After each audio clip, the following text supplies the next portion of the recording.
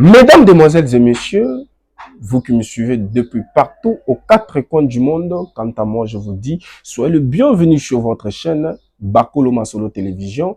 Abonnez-vous et activez la cloche de notification. Donc, abonnez-vous et n'oubliez surtout pas d'activer la cloche de notification. J'aimerais voir une personne entrer, d'activer la cloche de notification pour ne rien rater. Vous connaîtrez la vérité et la vérité vous affranchira.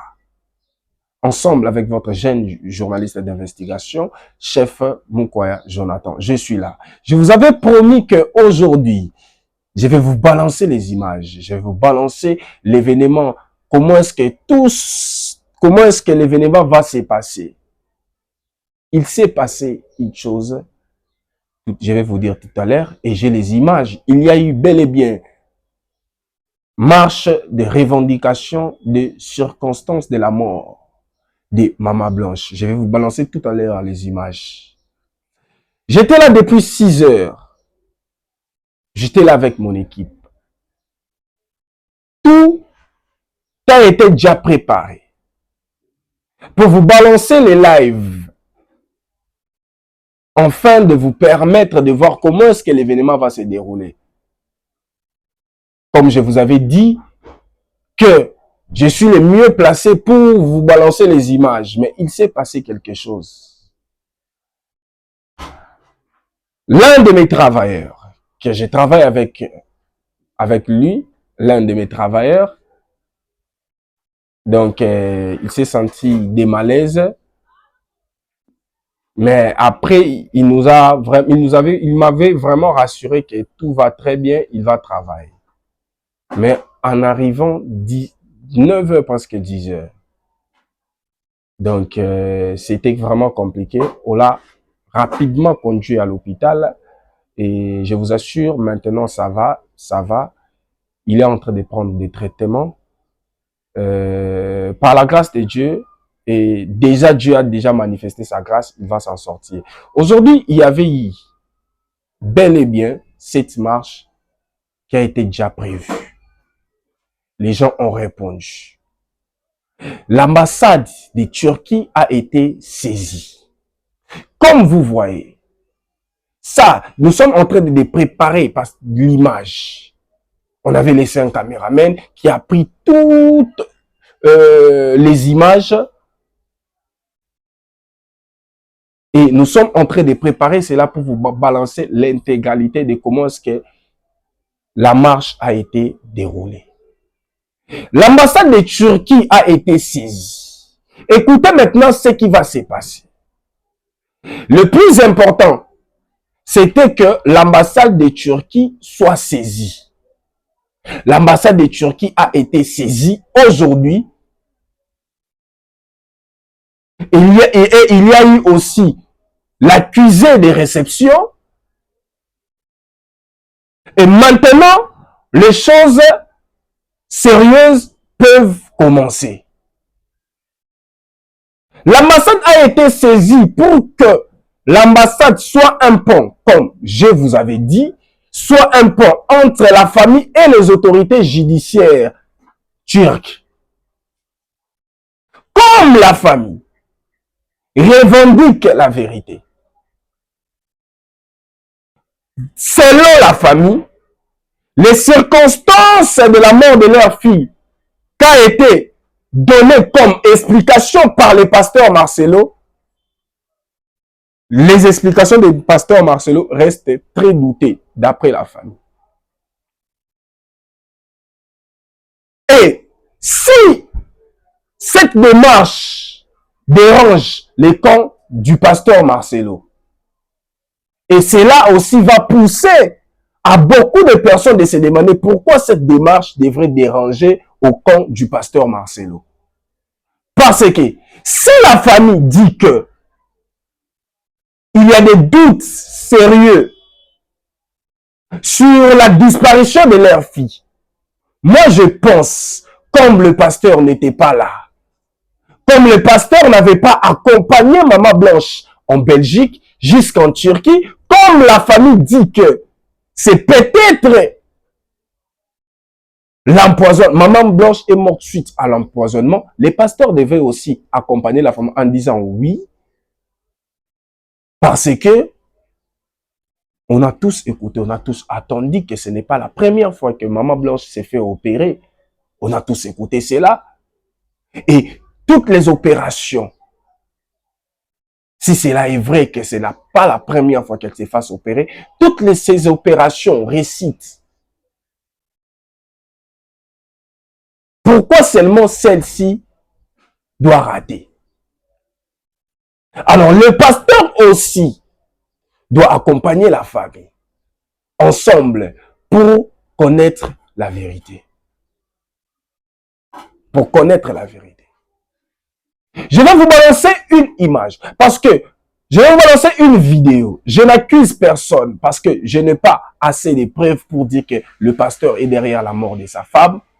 Je n'accuse personne, mais selon la famille, nous avons tous attendu, la famille accuse le pasteur Marcelo d'être derrière la mort de sa propre femme. Comme l'ambassade a été saisie, aujourd'hui nous sommes vendredi, demain samedi, je ne pense pas que beaucoup de personnes ont vraiment le temps de travailler. Donc la semaine prochaine, donc la semaine qui vient, mesdames, demoiselles et messieurs, nous aurons une suite concernant l'ambassade. Et l'ambassade, comme l'ambassade a accusé une réception, cela veut dire, l'ambassade n'est pas là où les gens sont jugés. L'ambassade n'est pas un endroit où l'enquête devrait se faire. Mais quand l'ambassade est saisie, c'est pour que l'ambassade facilite à la famille d'entrer en contact avec les autorités judiciaires pour que une enquête soit ouverte. Je suis sûr que quelqu'un est en train de me comprendre. Quand dans une famille, et que la disparition d'un membre de la famille provoque des doutes sérieux dans la famille, ce qui veut simplement dire qu'il y a des choses qui ne marchent, il y a quelque chose qui cloche. Il y a quelque chose qui cloche. Je vais vous montrer une histoire à l'époque, vers les années 2016 ou 2017. Une famille avait aussi perdu leur fille. Et après des temps, la famille commence à suspecter que la disparition de la mort de leur fille était vraiment tout. Donc, ils doutaient à cela. Ils ne croyaient pas aux versions données par les témoins de la disparition de leur fille. La famille ne croyait même pas aux versions du mari de leur fille. Jusqu'à ce que la famille a demandé l'enquête. L'enquête est ouverte, mais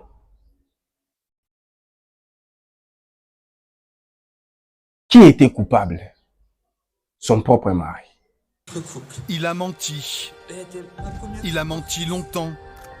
Il a menti plusieurs fois. Il leur a proposé différents scénarios.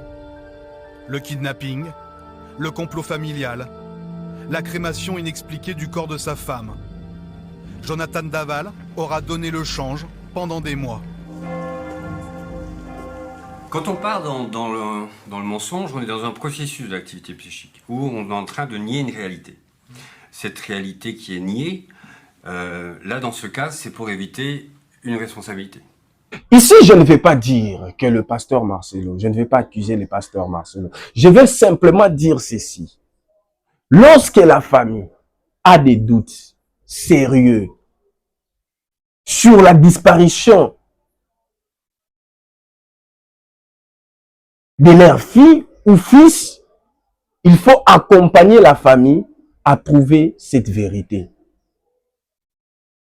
Si le pasteur n'a rien à voir avec la mort de Maman Blanche, les pasteurs devraient accompagner la famille.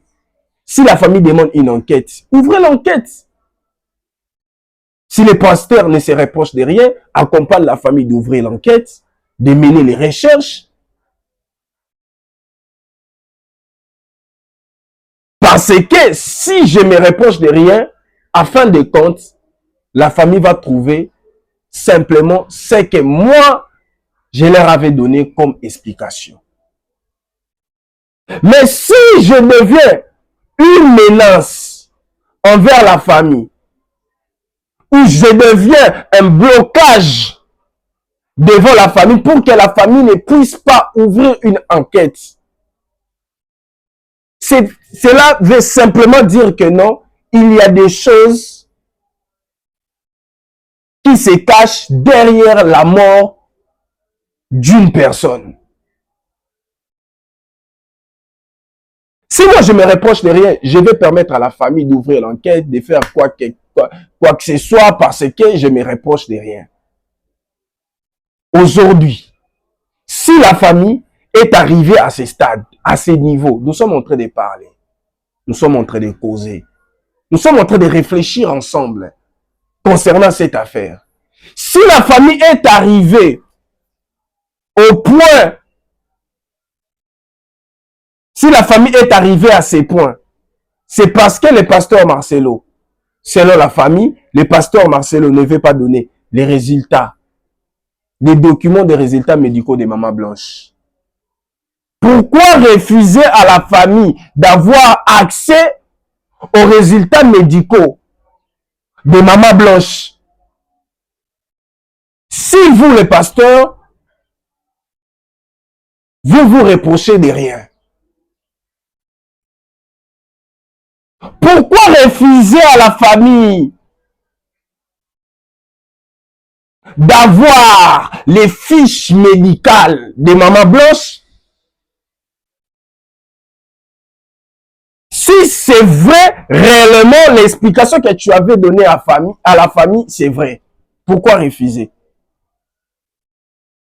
Pourquoi ne pas permettre, pourquoi le pasteur n'a même pas permis de prendre un ou deux membres de la famille de Maman Blanche, aller écouter les médecins là-bas à l'hôpital d'Istanbul où Maman Blanche était morte? Pourquoi ne pas permettre à cela? Parce que nous sommes tous des chrétiens. Nous sommes des chrétiens. Nous prions Jésus. Le Jésus que nous prêchons, le Jésus que nous parlons, le Jésus que nous essayons de faire voir au monde que c'est lui la vie, le chemin, c'est lui la vérité. Même ce Jésus-là, lorsque Thomas a eu des doutes, ce Jésus-là a fait tout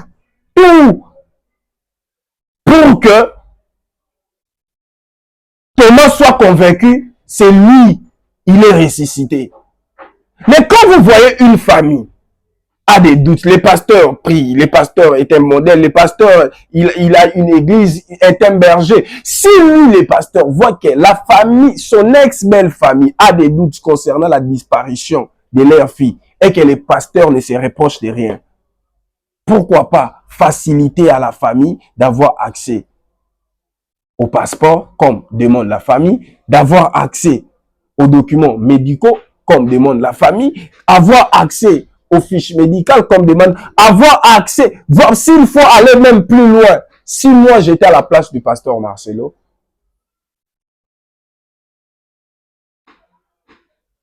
si moi j'étais à sa place,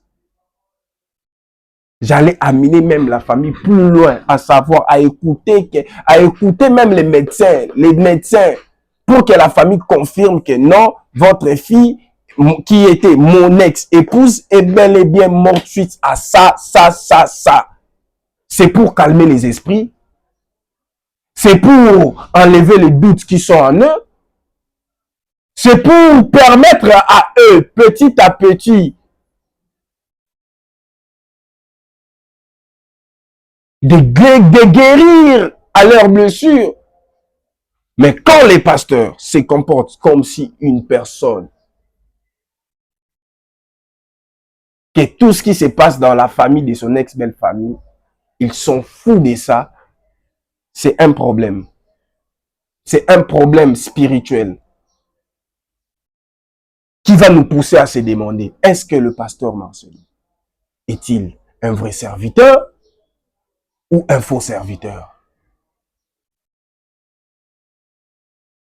La Bible dit, cherchez la paix avec tous. Sans cela, personne ne verra Dieu. C'est la parole de Dieu. Pour voir Dieu, il faut chercher la paix avec tout le monde. Cherchez la paix avec tous. Dans les tous là, il y a les proches, il y a la famille, il y a les belles familles, il y a les ennemis. Cherchez la paix avec tous, dans les tous là, il y a ça. Vous prêchez la parole de Dieu, mais comme si nous sommes en train d'observer, comme si ceux qui nous prêchent la parole de Dieu, c'est difficile pour eux de respecter ceux qui nous prêchent. C'est difficile pour eux de respecter ceux qui nous prêchent. Parce que quand la Bible dit, cherchez la paix avec tous, sans cela, personne ne verra Dieu. Quand vous ne cherchez pas la paix avec tous. Est-ce que c'est Dieu-là que vous nous prêchez? Vous les voyez? Vous les sentez? Vous les vivez?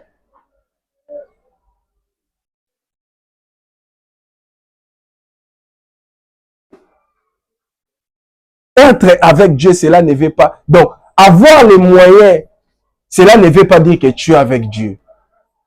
Parce que nous avons tous vu l'histoire que Jésus nous avait racontée. Entre les pauvres et les riches. Les pauvres se retrouvaient au royaume des cieux, les riches se retrouvaient en enfer. Avoir tous les moyens financiers, avoir les maisons, avoir les parcelles, construire des immeubles, avoir une grande église, avoir des voitures, cela ne veut pas dire que ce sont des choses qui montrent que tu es avec Dieu. Être avec Dieu, c'est respecter ses commandements. Le pasteur Marcelo, il est temps de prouver au monde que réellement tu es un serviteur de Dieu. Tu es un serviteur. Jésus, on parle, quand il y a une personne que j'avais lu son commentaire, il dit que Jésus même, on l'a qualifié de Benzéboul, de faux.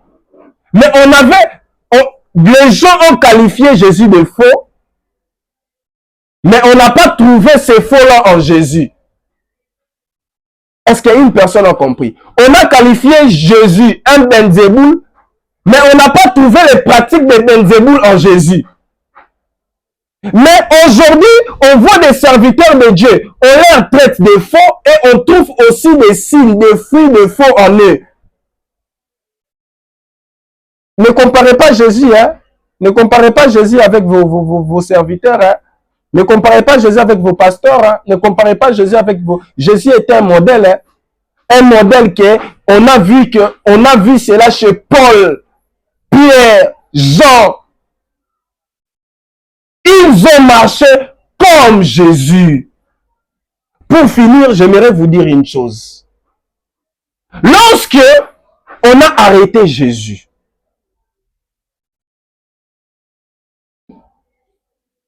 Pierre a nié Jésus. On a dit quoi? Lui aussi, il était avec qui? Jésus. Pierre a fait quoi? Pierre a nié Jésus. Non, je n'étais pas avec lui.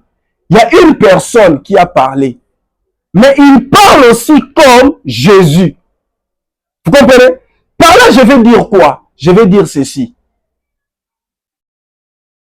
Même si vous ne montrez pas au monde par vos dires que vous êtes des dieux, les gens doivent voir des signes en vous qui est comme Dieu. Pierre, hein, on l'a dit, tu marches avec Dieu, il a nié, mais il y avait un signe qui montrait il est comment on appelle, il est un acolyte de Jésus. Mais il parle comme Jésus, non? On a trouvé un signe en lui. Chers serviteurs, nous devons trouver des signes de Jésus en vous, qui montrent au monde que vous êtes comme Jésus. Vous parlez comme Jésus. Vous marchez comme, vous agissez comme Jésus. Est-ce que ces signes sont en vous? La semaine prochaine, restez connectés, scotchés. Abonnez-vous sur notre chaîne Bakolo Masolo Télévision. N'oubliez pas d'activer la cloche de notification. La semaine prochaine, nous aurons une réponse de l'ambassade de Turquie. L'ambassade de Turquie va se décider quelles seront les décisions de l'ambassade de Turquie. L'ambassade a été déjà saisie. Vous avez vu quelques images. L'intégralité des images arrive. Restez connectés, scotchés. C'est votre humble serviteur, le jeune journaliste d'investigation, chef Mukwaya Jonathan. Vous connaîtrez la vérité et la vérité vous affranchira. On se retrouve au prochain numéro. Bye bye.